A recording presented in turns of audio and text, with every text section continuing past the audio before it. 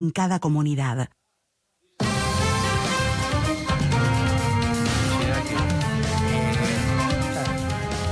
Estamos acá, ¿eh? Estamos ya con charlando. Jorge Castro y Jorge Tayana. Gracias por estar. Gracias, los Jorges. No, gracias a usted. ¿Por qué la política tayana no vio esas corrientes profundas en la Argentina y en Estados Unidos y en el mundo? Las corrientes profundas que había en la sociedad norteamericana, el Estados Unidos blanco, obrero, industrial, aplastado del centro del país. Síntomas más o menos visibles, ¿no? Recién me llama.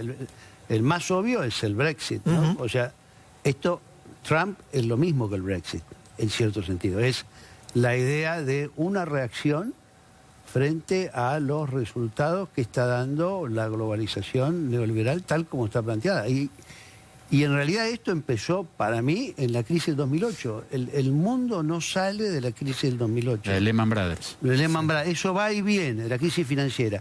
Parece que se recupera, después vuelve, se va al sur de Europa, ahora la tenemos en América Latina, está en otra parte, pero básicamente no se ha ido. Y no se ha ido porque el nivel de crecimiento de la economía mundial es muy bajo. Porque el nivel de crecimiento del comercio, que era el doble de la economía real antes del 2008, ahora se ha igualado, o sea, se acabó la posibilidad de crecimiento rápido con una economía hacia afuera, por eso están en crisis los modelos más abiertos, por eso China tiene el plan quinquenal que tiene, que es uno que quiere crecer más hacia adentro, y por eso la reacción frente a los acuerdos de libre comercio se vuelve más fuerte. Es decir, los opositores a la globalización no están solo en los países en desarrollo, donde había muchos sectores que obviamente están perjudicados. Están, y de manera notable y fuerte, en sectores de los países tradicionales. A ver, daría la impresión que aquello que uno vio desde un punto de vista político, en algún momento como, entre comillas, una conspiración de el primer mundo, los países desarrollados, contra los países emergentes en función de los tratados de libre comercio, en verdad se le volvió en contra a los países centrales. Lo que pasa es que los que están conduciendo esa globalización es el mundo financiero y es en todo caso las grandes empresas transnacionales. Y eso lo representaba más Hillary, y por eso sufre esto. Y eso no necesariamente tiene que ver con los intereses de sectores grandes del propio país, qué sé yo. Si uno mira el comercio entre China y Estados Unidos, China le exporta a Estados Unidos 432.000 millones de dólares el año pasado y le importa 130.000 millones de dólares. O sea, hay un déficit de Estados Unidos comercial solo, con China de 300.000 millones de dólares. Esos son empleos en Estados Unidos. Ahora, esos son empleos en Estados Unidos, pero no necesariamente... No quiere decir que esos 300.000 millones de dólares sean pérdidas de empresas norteamericanas. Son las mismas empresas norteamericanas las que están exportando desde China a Estados Unidos y seguramente muchas venden partes a China desde otro lado, desde Corea, desde Indonesia, desde cualquier lado. O sea, hay una diferencia entre ese sector financiero que tiene su diferencia con el propio economía estatal o con la propia sociedad. Por eso hay tensión y por eso hay una reacción de un sector importante que cuestiona a la clase política. Pero el cuestionamiento de la clase política está además, me parece, en casi todas partes, ¿no? Sí, claro. Eso está. Jorge. Bueno, yo creo que efectivamente este año, 2016, ha hecho eclosión el aspecto contradictorio del proceso de globalización de la economía mundial. En el sentido de que ha quedado de relieve y en forma absolutamente nítida que los grandes beneficiarios del proceso de globalización han sido los países emergentes, en primer lugar los asiáticos y sobre todo China. Y los grandes perjudicados del proceso de globalización han sido los trabajadores industriales de los países capitalistas avanzados. El factor decisivo del triunfo del Brexit, de la opción por salir en el referéndum británico, sobre permanecer o salir a la Unión Europea, fueron los trabajadores industriales del norte de Inglaterra, que rechazaron el acuerdo, rechazaron los términos de la permanencia dentro de la Unión Europea, no porque estuvieran en desacuerdo con la Unión Europea, sino como rechazo al statu quo y al establishment británico y mundial. Acá ha ocurrido algo semejante. Los trabajadores industriales norteamericanos, junto con la clase media norteamericana de bajo nivel de educación formal, educación secundaria o menor, han sido los grandes perjudicados del proceso de globalización de la economía mundial en lo que se refiere a los Estados Unidos. Este sector ha visto sus salarios reducidos, ha visto su seguridad en el empleo extraordinariamente transformada en un elemento de incertidumbre. Y sobre todo en el caso de los trabajadores industriales norteamericanos, lo que han recibido por la competencia de los productos manufacturados chinos, trabajo intensivos, ha sido una pérdida de 2.6 millones de puestos de trabajo. Esos 2.6 millones de puestos de trabajo, sobre todo han ocurrido en 5 grandes estados industrializados del medio oeste norteamericano, encabezados por Pensilvania, Ohio, Michigan y Wisconsin, que son precisamente los estados en los que ha logrado triunfar Donald Trump en las elecciones del domingo pasado. Vos hacías la descripción recién de los emergentes asiáticos, los países centrales y América Latina. Dentro de los países emergentes más beneficiados por el proceso de globalización, entre ellos está Brasil. Porque el proceso de globalización le ha permitido a Brasil, a China, extraer a más de 700 millones de personas de la pobreza extrema y transformarlas en parte inicial de la clase media. A la India le permitió extraer de la situación de pobreza extrema a 190 millones de personas. A Brasil, 40 millones de personas son los brasileños que han salido de la situación de pobreza extrema y se han incorporado a la clase media en los 2 mandatos del presidente Lula. Este es el fenómeno propio de la globalización que ha favorecido fundamentalmente a los países emergentes, mientras ha perjudicado fundamentalmente a los trabajadores industriales de los países capitalistas avanzados. Hay algo que no le gusta. Tengo alguna diferencia en el sentido de A ver. Lo de Brasil es cierto. Ahora, me parece que en el caso de los países latinoamericanos, yo no hablaría de beneficio, hablaría de que hubo políticas de redistribución del ingreso que favorecieron a los sectores más humildes. Pero ojo, con sin poder modificar el patrón de acumulación del proceso productivo. Es decir, el problema fundamental, y eso también está en China, es que las transformaciones que está llevando adelante esta globalización y la revolución tecnológica, lo que está produciendo es un enorme crecimiento de la desigualdad. Es cierto que hay gente que sale de la pobreza, pero lo único que ha crecido en el mundo en los últimos 30 años es la desigualdad. Y eso creció en todas partes, menos por unos años en América Latina, pero por políticas públicas, no porque surgiera mayor igualdad o mayor democracia de la producción, digamos. Sale de que vos agarrás...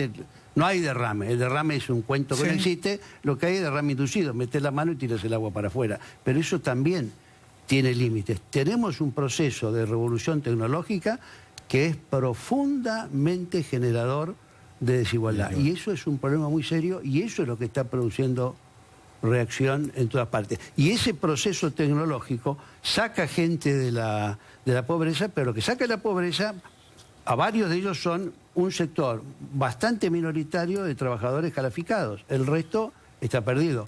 Los trabajadores industriales de Estados Unidos que pierden su puesto de trabajo, como se lo va a la maquila a México o a China, no encuentran en qué mejorar, en qué trabajar. Y además hay otro punto que también es importante y eso tiene que ver con las elecciones de Estados Unidos. Hillary ganó en casi todas las ciudades de Estados Unidos de más de 1 millón de habitantes. En todas las de menos de 1 millón de habitantes, en general gana... Ustedes vieron el mapa de Florida, bueno, eso se repuso en todas partes. En Miami, en Tampa, en Orlando. Ahí gana Hillary. Es decir, hay una clase media que no es tan sencillo lo de la clase media. La clase media urbana y un poquito más educada votó demócrata. La clase media de ciudades más chicas y de ciudades desindustrializadas, esa claramente votó Trump y votó en contra del Estado. Ahora, yo les pregunto, este fenómeno que ustedes describen, uno tiene la impresión que lo que está golpeando es un orden político establecido después de la Segunda Guerra Mundial. Exactamente. La pregunta es, lo está golpeando, la pregunta es, ¿cómo se reacomoda? ¿Hay alguna...? Porque uno mira y la verdad que no tiene mucha... Uno no sabe si lo que viene son los Trumps, digo, en tropilla, o si hay alguna otra variante en construcción. El orden mundial cae cuando cae el muro. porque el orden mundial de posguerra era un orden bipolar. Correcto. Después hubo un intento de un orden unipolar, que el ejemplo máximo es Irak 2003, y después lo que hay es una pérdida de hegemonía de esa unipolaridad y un crecimiento de la multipolaridad en lo económico, claramente, y sobre todo la emergencia de China. China es hoy 12 billones, ¿no?, de dólares contra 18 de Estados Unidos. Ya es 2/3 de Estados Unidos y es el primer exportador del mundo. La segunda economía del mundo, el primer exportador. Entonces, hay un orden crecientemente multipolar en lo económico, un poquito multipolar en lo político y todavía casi nada multipolar en lo militar, porque Estados Unidos sigue siendo casi más del 40% del gasto militar. Pero que no hay ese orden y hay un problema, y eso sí es una crisis con lo de Trump. Y es que incluso el discurso globalizador, aunque nos guste o no nos guste, apelaba con su idea de libre comercio al mundo, era universal. Si Estados Unidos no decía, hago esto porque es mejor para mí. Decía, hago esto porque es lo mejor para todo el mundo. Si tú te lo crees o no, es otro problema. Pero ahora lo que hay es pérdida de ese relato global. No hay el relato global del socialismo tampoco, o sea, no hay una apelación. Correcto. Y lo que emerge con fuerza y lo que aparece en lo de Trump es un relato donde nosotros vamos por lo nuestro y vamos por ese poder. O sea, no hay... ¿Cómo va a conciliarse eso con un orden político? Que es la pregunta, es más complejo. Uno puede pensar o que va a haber grandes conflictos, lo que es probable, o que puede haber acuerdos entre Estados Unidos, Rusia, China, ponle, y entonces va a ser un orden, pero el resto va a quedar afuera. O sea, va a ser un orden mucho menos dialogado y mucho más impuesto. Va a haber una etapa ¿creen ustedes, o Castro, de inestabilidad política, militar, económica? Es lo que sucede actualmente. Es lo que sucede actualmente. El punto de inflexión en lo que se refiere a la historia de la estructura del poder mundial a partir de la caída de la Unión Soviética en 1991, tiene lugar en el año 2008, cuando se produce la crisis financiera internacional, caída de Lehman Brothers, 15 de septiembre de 2008. A lo largo del periodo que va 1991-2008, la estructura del poder mundial tuvo una característica extremadamente definida. Fue ejercida en términos de unipolaridad hegemónica por los Estados Unidos. La Guerra Fría fue un sistema bipolar. Terminó la Guerra Fría cuando cayó la Unión Soviética por implosión. De 2 quedaron 1. Ese 1 que quedó fue Estados Unidos, que ejerció la unipolaridad hegemónica del sistema desde 1991 hasta 2008. A partir de 2008, Estados Unidos no ejerce más la unipolaridad hegemónica del sistema mundial. El resultado es que se ha producido un inmenso bache en el sistema de poder internacional, un vacío de poder en el sistema internacional, que es en gran parte la explicación de lo que sucede actualmente en Medio Oriente con ISIS o Estado Islámico. El punto que conviene señalar es que el fenómeno Trump en Estados Unidos solo es posible porque Estados Unidos no ejerce más la unipolaridad hegemónica, que cumple cada vez más un papel secundario, accesorio, frente al centro de los acontecimientos mundiales, que está en Asia, especialmente con epicentro en China. Esto es lo que explica el hecho de que haya aparecido y haya llegado, nada menos que ha llegado al gobierno, el fenómeno Trump. Esto es, el personaje que ha logrado canalizar el rechazo y la frustración de los trabajadores industriales norteamericanos, que son los grandes perdedores del proceso de globalización, en el momento en que esto ha ocurrido, en el momento en que Estados Unidos no ejerce más el liderazgo hegemónico del sistema. ¿Qué tipo de presidente va a ser Trump, creen ustedes? ¿El presidente que espantó a muchas buenas almas en el mundo durante la campaña?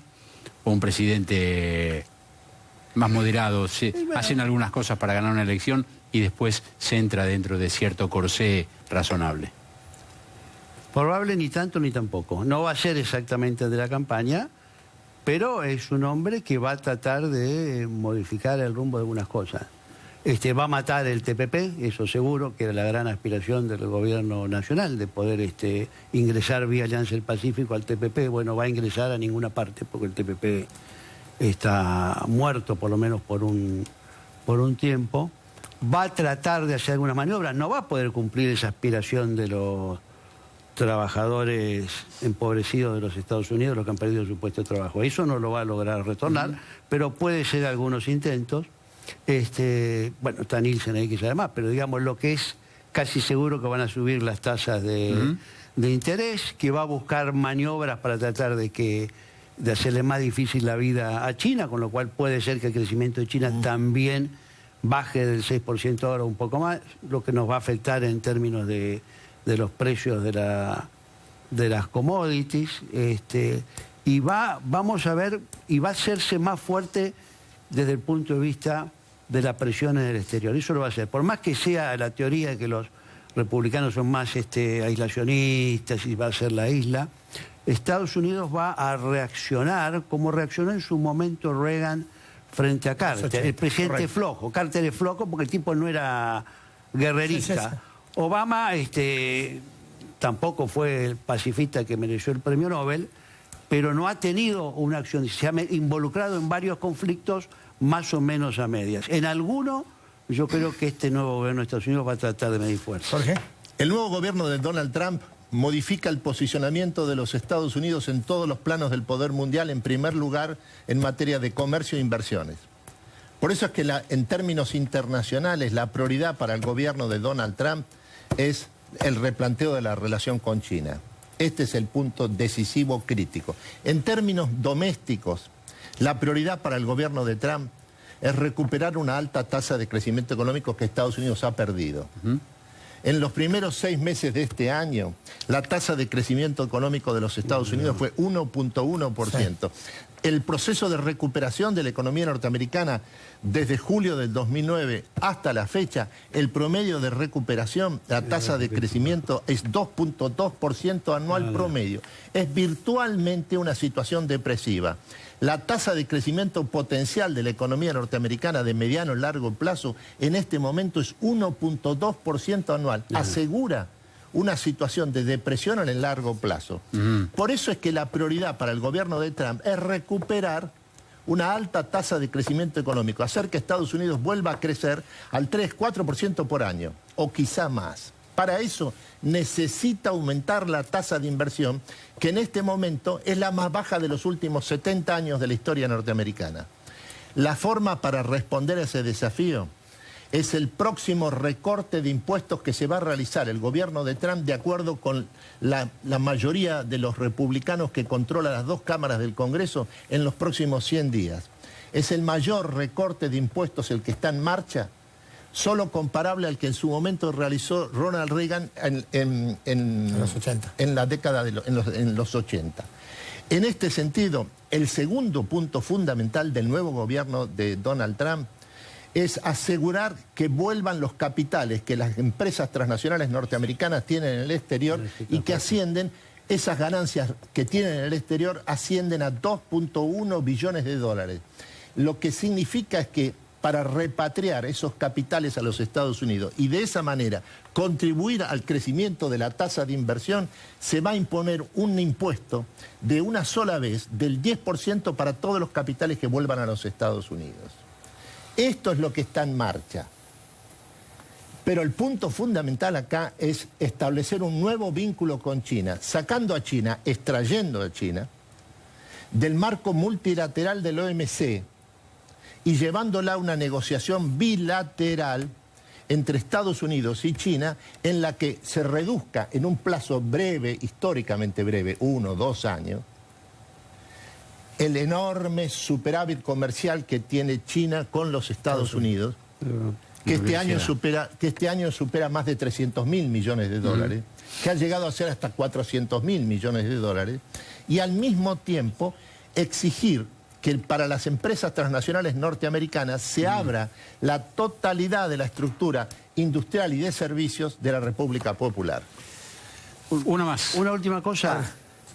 Lo que está en cuestión en Estados Unidos, y eso es lo que lleva a la crisis desde el punto de vista político, es el fin del sueño americano. Es decir, el sueño americano, me esfuerzo y triunfo, hoy la mayoría de las personas, incluso los jóvenes, no cree que sea verdad. Eso es un golpe político-cultural fenomenal. Segundo, detrás de todo esto, si hay una palabra, es desigualdad. El principal problema del mundo, y eso lo dice Francisco ante el cansancio, y lo habló el fin de semana pasado en la tercera reunión de movimientos populares, es la desigualdad. La desigualdad es ofensiva y agresiva. Y en el mundo, ese 1% que domina un porcentaje desmedido del Producto Bruto Mundial es política y socialmente insostenible en el largo plazo. A los dos muchas gracias. Muy amable. Por favor. No, muchas Nosotros gracias. venimos en un par de minutos, Eduardo. Nos espera Guillermo Nielsen a ver en qué vamos económicamente con el gobierno de Trump, si es que vamos en algo. Así es. Ya venimos.